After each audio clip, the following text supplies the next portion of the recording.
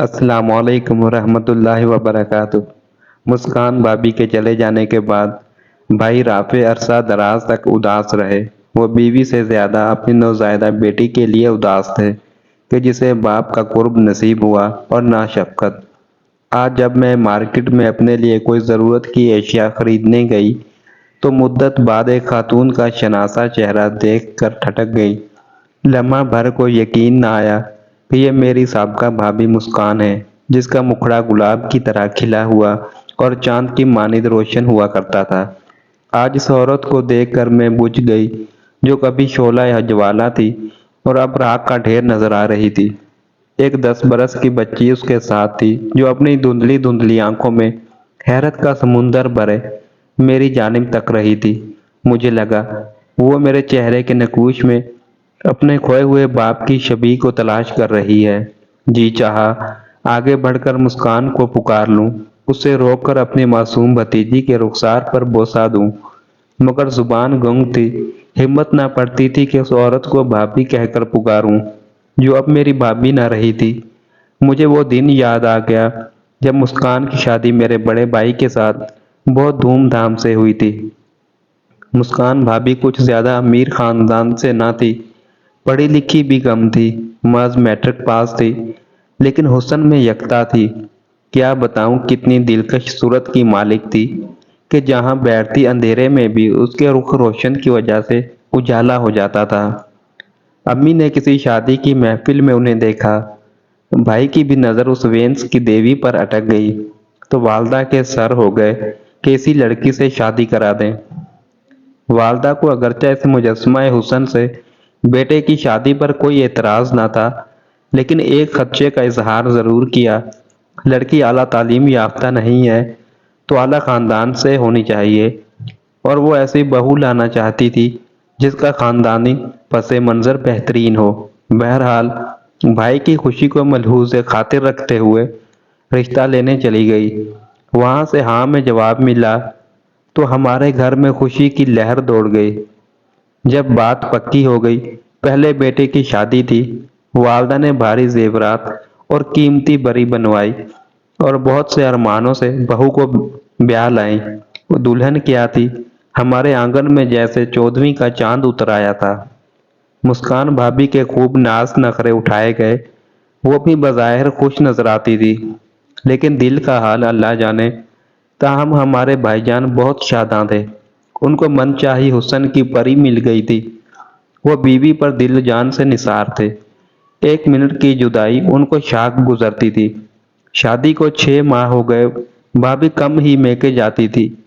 نہیں معلوم از خود یا بھائی کو ان کا جانا بار خاطر تھا۔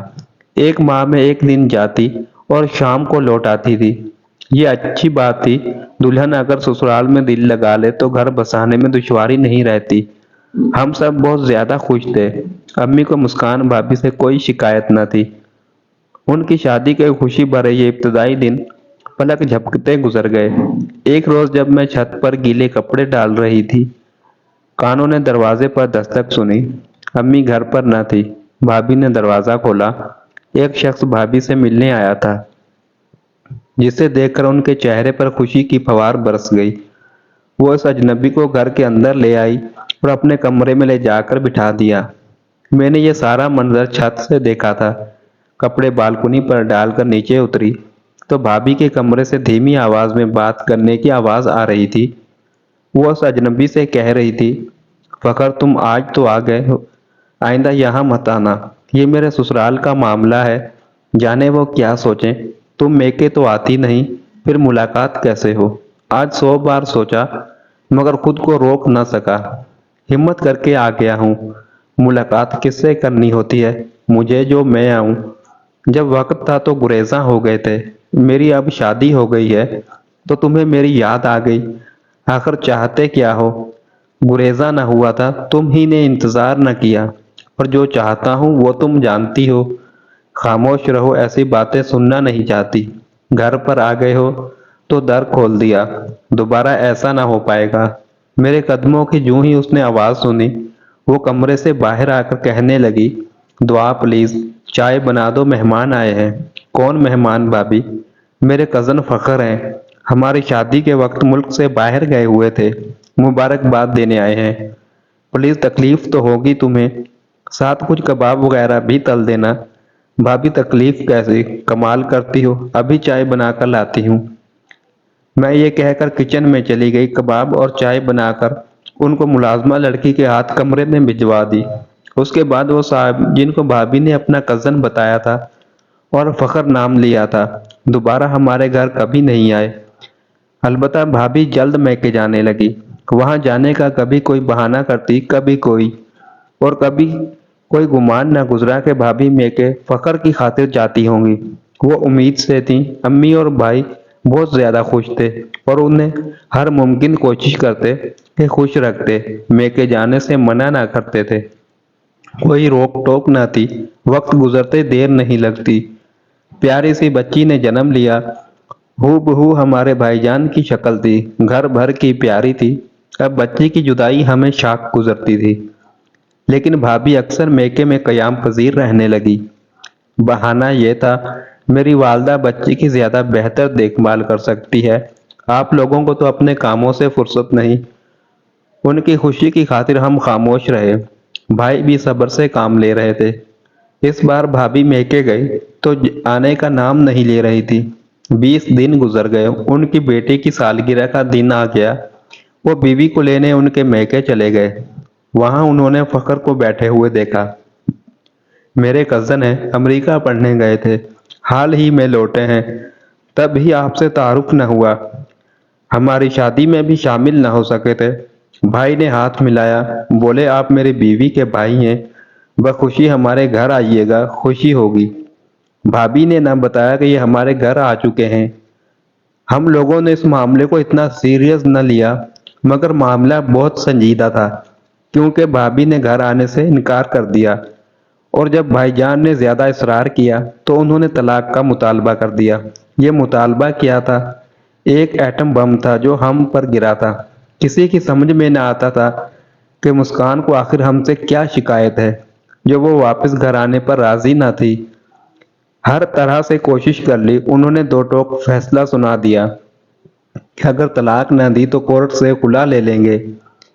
اگرچہ معاملہ معصوم سی بیٹی کا تھا، شرفا کا طریقہ ہوتا ہے وہی طور اپناتے ہوئے دل پر پتھر رکھ کر بھائی نے مسکان کی خوشی کی خاطر طلاق دے دی۔ بچی بھی اتنی کمسن تھی کہ اسے ماں سے جدا کرنا محال تھا، لہذا بیٹی کو بھی انہی لوگوں کے سپرد کرنا پڑا۔ اس صدمے سے وہ نڈھال ہو گئے اور ایک عرصے تک صاحب فراش رہے، کسی سے ملتے جلتے اور نہ بات کرتے تھے۔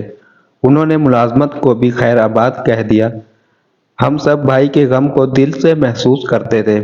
دن رات والدہ بیٹے کے لیے دعائیں کرتی تھی، روتی رہتی تھی۔ ہم سب کے دل اپنے پیارے بھائی کو صدمے کی کیفیت میں دیکھ کر بجھے ہوئے تھے۔ کیا کرتے؟ بھابھی کو سمجھانا بیکار تھا، کیونکہ ان کے خاندان والوں نے بھی انہی کا ساتھ دیا تھا۔ عرصے تک ہم لوگ اچنبھے میں رہے کہ بھابھی نے اچانک ایسا فیصلہ کیسے کر لیا، آخر کیوں؟ بالآخر ایک دن یہ راز کھل گیا۔ ان کی ایک سہیلی نے اتفاقاً کہیں میرے ملاقات ہو گئی، تب اس نے بتایا کہ مسکان کا فخر کے ساتھ ماضی کا رشتہ ہے۔ دونوں اسکول میں ساتھ پڑھتے تھے، تب ہی سے ان میں محبت کا رشتہ قائم ہے۔ فخر امیر ماں باپ کا بیٹا تھا اور مسکان غریب گھرانے کی لڑکی تھی، لہذا فخر کی والدہ نے مسکان کا رشتہ لینے سے انکار کر دیا اور بیٹے کو اعلیٰ تعلیم کے لیے امریکہ بھجوا دیا۔ مسکان اس کا انتظار کرتی رہی، جب فخر لوٹے گا ضرور وہ اس کو اپنا لے گا۔ 7 سال اسی انتظار میں گزر گئے۔ اس دوران مسکان کی خوبصورتی کے باعث اس کے لیے کئی اچھے رشتے آئے، اس نے ہر بار انکار کیا، یہاں تک کہ اس کے والد کی وفات ہو گئی۔ بیوہ ماں اسے سمجھاتی تھی کہ اب تم فخر کا انتظار چھوڑو، وہ تمہیں بیانے نہیں آئے گا، بہتر ہے کسی اچھے رشتے پر ہاں کر دو تاکہ میں اپنے فرض سے سبکدوش ہو جاؤں۔ مسکان ماں کی بات نہ مانتی تھی، اسے اب بھی امید تھی کہ ایک دن ضرور فخر لوٹ آئے گا، اس کا ہاتھ تھام لے گا، یہ اس نے وعدہ کیا تھا اور وہ وعدہ پورا کرے گا۔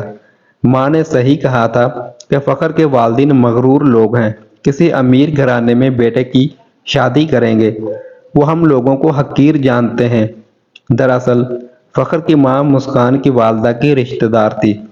वो उन लोगों को जहन से अच्छी तरह वाकिफ थी, मगर मुस्कान को अपनी मोहब्बत पर अंधाधुंध एतमाद था। वो दुनिया की चालों को नहीं समझती थी। ये इतना एतमाद पारा पारा हो गया कि जिन दिनों हमारी वालदा रिश्ता तलब करने मुस्कान के घर गईं, इन्हीं दिनों फखर वालदीन से मिलने अमेरिका से आया हुआ था। मुस्कान ने उसे फ़ोन किया और बताया कि उसके लिए एक अमीर घराने का बहुत अच्छा रिश्ता आया है और उसकी वालदा इस रिश्ते को कबूल करने पर मुसर है। बेहतर है कि तुम आकर अम्मी से बात कर लो। रिश्ता अच्छा हो तो हरगज़ न गंवाना, क्योंकि अच्छे रिश्ते बार बार नहीं मिलते। जबकि तुम्हारी वालदा बेवा है, उनके दुखों का एहसास करो और उस रिश्ते को कबूल कर लो। मैं तुम्हें धोखे में नहीं रखना चाहता, क्योंकि मैंने किसी मजबूरी के तहत अमेरिका में एक अमेरिकन नेशनल खातून से शादी कर ली है। मेरा इंतज़ार करना बेकार है, क्योंकि मुझे चंद दिनों बाद लौटकर अमेरिका जाना है। मुस्कान का शीशा दिल चूर हुआ, मगर उसे एक ख्वाब से निजात मिल गई जिसकी ताबीर रेत के गरवंदे जैसी थी। दिल बर्दाश्ता होकर उसने माँ की बात मान ली और मेरे भाई राफे के साथ शादी के लिए हाँ कर दी। मुस्कान की शादी के एक बरस बाद फखर और उसकी फरंगन बीवी में तलाक हो गई। दिल शिकस्ता वतन लौटा तो मुस्कान की याद आ गई। एहसास जुर्म ने चैन न लेने दिया। लौट कर उसी के पास आया, मगर वो ब्याही जा चुकी थी। पुरानी यादों ने इश्क के अलाव को दहका दिया और वो बेख्तियार अपनी महबूबा से मिलने हमारे घर चला आया। पहले हमारी भाभी ने उसे खुद से दूर रखना चाहा, मगर जब फखर ने हिम्मत न हारी और मुस्कान के घर वालों को भी अपना हमनवा बना लिया, तो हमारी भाभी ने माजी की मोहब्बत के आगे सर झुका लिया, क्योंकि दिल में अभी तक ये दिया टमटमा रहा था। शोहर से तलाक लेकर फखर से शादी कर ली। उनकी बदनसीब बच्ची जो माँ और बाप के दरमियान जुदाई की अलामत बनकर आई थी, उसे बाप की शक्ल देखनी नसीब हो सकी और ना उनकी गोद। वो सौतीले बाप वालिद के जेर साया पलने लगी। मुस्कान समझती थी कि फखर से दोबारा मुलाकात नहीं हुई, बल्कि उसे उसकी खोई हुई जन्नत मिल गई है। वो ये भूल गई थी उस पर एक नन्ही बच्ची की भी कुछ हकूक हैं, जिसको उसने बगैर किसी कसूर के हकीकी बाप से जुदा करके एक लंबी सजा दी है। मुस्कान को तलाक देने के 5 साल बाद राफे भाई ने वालदा के इसरार पर अपनी एक रिश्तेदार लड़की से निकाह सानी कर लिया और सलमा हमारी भाभी बनकर आ गई।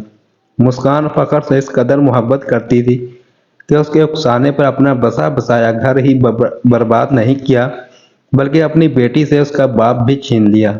वो खुद तो फखर की मोहब्बत में गुम हो गई थी, लेकिन बच्ची बाप के साथ माँ की तवज्जो से भी महरूम हो गई। लोग कब किसी का पर्दा रखते हैं।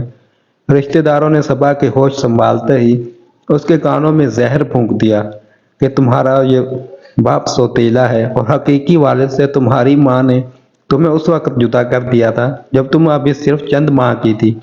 यह हकीकत जानकर नन्ही बच्ची हर दम मस्तरब रहने लगी, क्योंकि उसे फखर की बेगानगी भरा रवैया समझ में आने लगा था। वो खुद को तन्हा महसूस न करती अगर माँ की भरपूर तवज्जो हासिल रहती, लेकिन मुस्कान ने फखर को पाकर उस बच्ची को यकसर नजरअंदाज कर दिया था। सबा तन्हाई का शिकार तो थी, एहसास महरूमी की आग ने उसे जलाना शुरू कर दिया। मुस्कान समझ रही थी फखर की मोहब्बत दोबारा मिली है तो जैसे बहुत बड़ा खजाना उसके हाथ आ गया है। उसने सारी दुनिया को भुला दिया, हत्ता कि अपनी मासूम बच्ची को भी वो कभी माँ के और कभी बहन के दर पर डाल जाती थी। गोया जैसे वह उसकी खुशी की राह का पत्थर थी। बेटी के हकूक से लापरवाह ये भूल गई थी कि वो उसे फखर से दोबारा जुदा भी कर सकती है, जिसने उसे उसके महबूब से मिला दिया था। नसीब लिखने वाला तो रब्बुल इज़्ज़त है। वक्त ने उनकी तकदीर एक बार फिर जुदाई की स्याही से रकम कर दी। अगर तकदीर के कलम से जुदाई का कुतबा कुंदा हो जाए तो मोहब्बत के मज़ार पर दिया जलाने कौन आता है। ये मज़ार हमेशा के लिए वीरान और लावारिस रह जाते हैं। बस राफे भैया मुस्कान का दिया जख्म खाकर भी संभल गए, क्योंकि सलमा बहुत अच्छी बीवी साबित हुई थी। उनका घर दोबारा बस गया। अल्लाह ताला ने औलाद भी दे दी, मगर मुस्कान को न जाने किसकी बद्दुआ लगी थी। उसकी मोहब्बत साबित कदम न रह सकी। भरी बहार में गम की ऐसी घटा छाई कि प्यार के सरसब्ज खेतों पर खिज़ां के ओले बरस गए। और एक बार फिर फखर ने बेवफाई से काम लेते हुए अमेरिका जा का रुख कर लिया। वो अपने वतन की फिजा में थोड़ा ही अरसा चैन से रह सका था। उनकी औलाद भी ना हो सकी। यूं एक बार फिर वो उजड़ गई। गोया मोहब्बत को अटल हकीकत जानने वाली ने तकदीर के आगे जब हथियार न डाले तो तकदीर ने अपना वार करके उससे अपनी ताकत को मनवा लिया। सोचती रही कैसे पूछूं उनसे कि मंजिल है कहाँ तेरी ए लाला सहराई। आज उससे देखा तो मेरे दिल से ठंडी आह निकल गई। उस वेंस की देवी को हुस्न ने खैराबाद कह दिया था और अब उसकी हालत मुर्दों से भी बदतर थी। बच्चे की सूरत पर भी यतीमी बरस रही थी। मेरे भाई की इल्तिजाओं के बावजूद, जिसे उसने अपने हकीकी बाप के हवाले न किया था। जी चाहा पूछूं भाभी अब तुम किस हाल में हो, मगर हौसला ना हुआ। जब वो मेरी भाभी भी ना रही थी तो क्यों कर भाभी पुकारती। हाँ जानती थी अगर राफे भाई शादी ना कर चुके होते तो आज भी उन्हें दोबारा अपनी इज्जत बनाने में आर से काम ना लेते। दौड़कर अब बीवी और बेटी को गले से लगा लेते।